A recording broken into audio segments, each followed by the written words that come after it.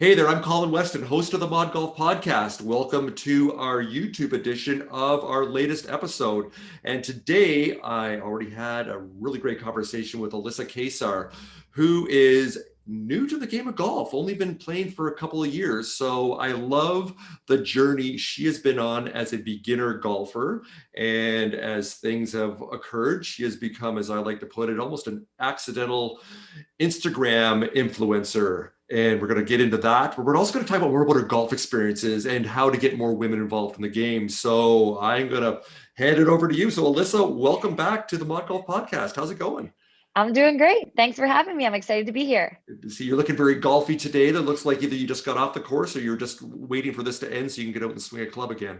Yeah, and I'm representing for the Farmers Insurance Open, which is next month. So I'm just getting excited for that. 50 days away. Wow, and counting. We're going to talk about that real quick, even though we did have a more in-depth conversation about that on the podcast episode. So perhaps, you know what, the farmers, why don't we just leave that as a bit of a teaser so that people will go from being viewers here to listeners to the Yep. podcast episode, which down below, of course, we have a link to the episode. So let's, hey, start with your journey, which hasn't been that long, only 3 years and change. So tell us about the first time you ever picked up a golf club and what happened when you picked up that driver. Yeah. Yeah, that was a very humbling experience for me. We were standing on the 18th tee box after the guys had just finishing up their round, and they were like, "Hey, why don't you give it a try? Like, give it a shot." So I said, "Okay." So I'm standing over the ball with the driver, and I take the club back and try to swing and hit it as hard as I can, and I completely missed the ball, which you could see that video on my Instagram. And it was a very humbling moment for me, which was why I knew once I started to, when I wanted to learn to play, that I had to get lessons. Nice. So you do realize now that putting a driver in your hand is the hardest club to hit. I still cannot hit it very well. Same. Yeah, that was kind of mean of them to actually do that. And Maybe that was like my initiation to golf. maybe it was. They're kind of hazing you in a way. They're like a frat or a sorority. Yeah. So yeah, the sorority of golf. Yeah. But you did not then go, screw this. This is too hard. I'm an athlete. You know what? Too frustrating. This is embarrassing. You then took that next step, and that next step for you did this the right way. And compared to me, as I just played on my own, I'm so old that even before YouTube existed, I just kind of figured out or didn't figure out what was going on. All these bad swings, slicing the ball, casting the club, which now I've had to kind of get rid of all that over a very painful period of years. You did the right thing. What did you do after that? You then went and did what? Yeah, then I decided that if I was going to learn to play, that I was going to get lessons right from day one. So I found a great place to do small group classes. They taught all aspects of the game, from full swing, putting, chipping, sand shots, and this basically a really great crash course to golf. It was a very efficient way for a beginner to get started. And what I love about that story, you tell that in more depth on the podcast episode, is it was fun. It wasn't intimidating. They were respectful, and you learned all aspects, not just about grip and posture and stance and those things that we still need to remind ourselves about every day. But what else did you learn about the game of golf before you even got on a golf course for the first time? Yeah, they also did some rules and etiquette. So that was really helpful to get all of that up front, because the last thing you want to do when you are a beginner, you are already going to make a ton of mistakes swinging the clubs. The last thing you want to do is really look like you have no idea what's going on out there. So that was really helpful to get that crash course in etiquette and rules. And yeah, the makeup of the group, it was men, women, it was people of all different ages. It was no more than about 6 people. Sometimes it was even 2 or 3. So you got that individualized attention, but it wasn't like the instructor wasn't just looking at everything you were doing all the time. So it took a little bit of the pressure off, because they'd spend some time with you, then they'd let you figure it out on your own, and then they'd revisit. They were, oh, you could always like ask questions. It was just a great environment for a beginner. Nice, nice. And it's again, swinging a golf club is hard, and consistency is difficult, and some days are better than others, as we've talked about. So, why did you decide to put yourself out there on Instagram? Why did you decide to chronicle your journey there? Really, I just wanted to share the passion, and I thought it was a really good opportunity to put myself out there in a new way that I'd never done before, and just sort of share that journey. I didn't really have any expectations around or really any end goals of what I would hope it would turn into. So all of that extra stuff I've gotten to do has been a very big bonus. I'm extremely grateful for all of that. But I just wanted to have shared the passion, help break down barriers for other people that might be wanting to get into the game of golf, and just put myself out there as a very real person learning a very difficult game. Nice. And that connectivity, it sounds like that's really resonated with your quite diverse audience of, now I see over 28,000 followers you have within your New Lady Golfer tribe there, which is Yeah. very impressive. And Thank you. especially since that is not the reason that you created it in the first place, but now you have this place to connect with people. And I think it's amazing. And this has spun out into some other things that now you can talk about. You've got a collaboration with your golf coach that found you on Instagram also, correct? Yeah, that was one of the first collaborations I did early on. Mike Maggs, who I work with in Carlsbad, he had reached out to me. He liked what I was doing and liked my passion and really wanting how seriously I was taking into learning the game. So he asked if I'd be interested in working for us to create some content and lesson content. And it's been a great partnership. We've been working together now for quite a while. We still Nice. do. And I've seen that swing of yours, and it's looking pretty good. You've learned Thank you. right things. You have not had to unlearn all those bad things that I've obviously mentioned already more than a few times. And what I love about this conversation is you're a real person that has come onto the game, and we talk about this with bringing more women onto the game globally is that multi-billion-dollar business opportunity for golf. So I just love this conversation so other women can then see you of what you've done and what you continue to do, and hopefully this inspires them. Well, I know it inspires them to then take that plunge. So with that, what would you recommend to women out there that are maybe thinking about golf, or it's too hard, or it's not for me, or my friends don't play?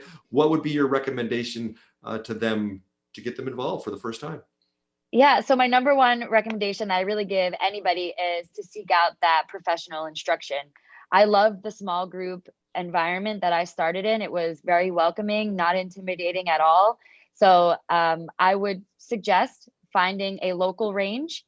You can just hop on the internet and find something that's local to you, a place that would offer lessons. If they don't offer small group lessons, seek out instructors that you can work with one-on-one and find somebody that you enjoy working with. But I always recommend finding that professional instruction so you can learn the right way to swing the club from the beginning. It just helps build confidence, and the sport is already so hard. Getting that instruction right from the get-go will definitely build that confidence for you. And then I think it will lead you to sticking to it more so than if you just go out there and try. You might just get frustrated and throw in the towel. So Yeah. definitely seek out that instruction. Just Google a local range and find out what your options are. No, I love that. And that also touches on that whole piece of introducing people to the game or inviting them. If you already play golf, invite some friends that don't Yeah. for that first experience. Or if you don't play, maybe invite some of your other friends. It's not unlike going to the gym back when Yeah. I know a lot of places across the country we can't go to the gym right now, but that same thing is like, oh, the hardest thing is actually getting out there to do it. Once you're there, whether it's a yoga class or whether it's going to the gym, that's almost the easy part, getting out there. Yeah. But if you have a Yeah. friend, it's like, oh well, I'm meeting whoever, John, Yeah. Barry, Yeah. Susan, I can't let them down. And then all of a sudden you've kind of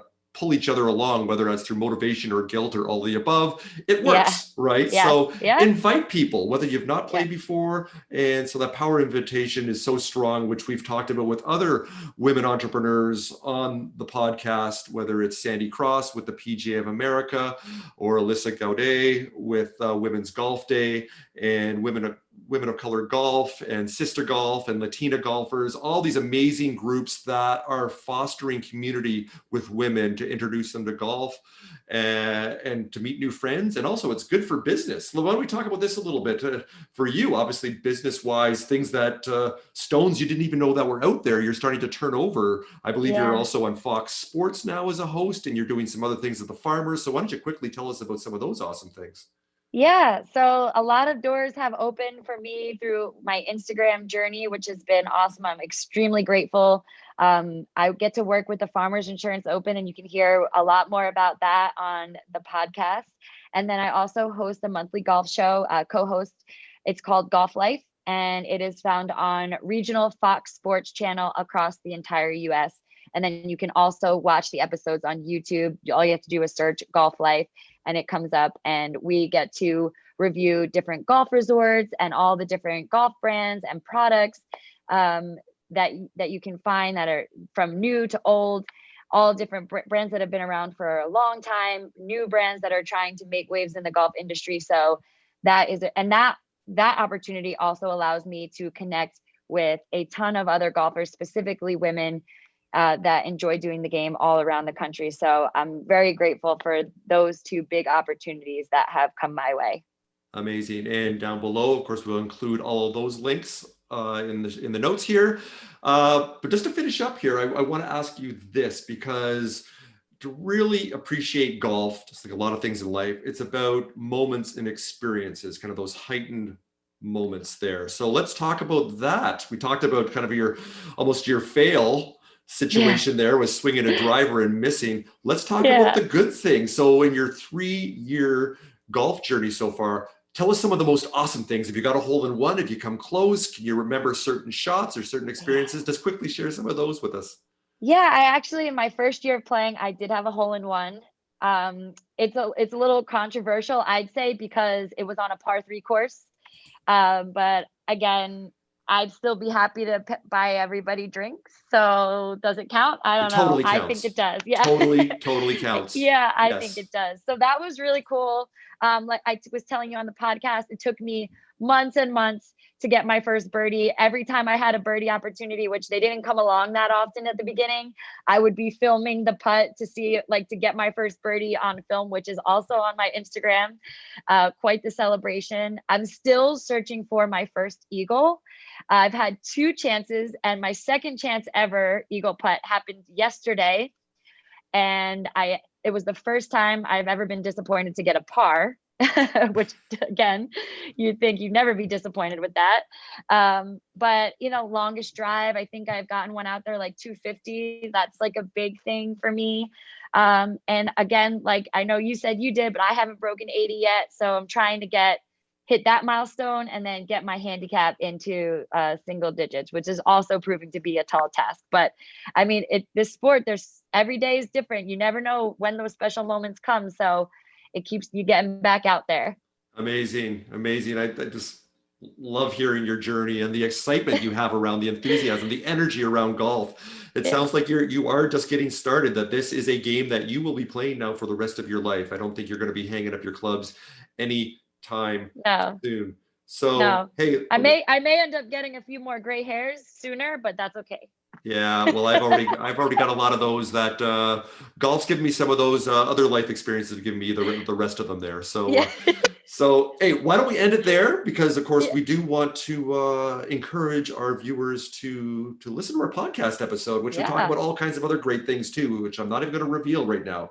So Yep. hey, Alissa, why don't we leave it at that? This has been awesome. Thanks so much for That's joining me great. again on the Mod Golf Podcast.